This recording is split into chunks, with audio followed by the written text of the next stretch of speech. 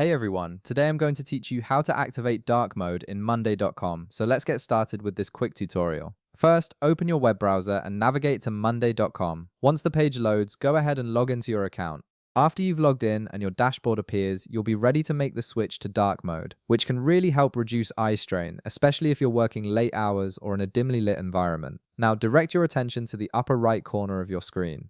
You'll see your profile icon there. It's usually a circular image or your initials displayed in a small circle. Go ahead and click on that profile icon. This will open a drop-down menu with various account options and settings that allow you to customize your Monday.com experience. Once that drop-down menu appears, you'll notice several options listed. Look for the one that says Change Theme and hover your mouse over it. When you hover over Change Theme, another menu will expand to the side, showing you the available theme options for your workspace.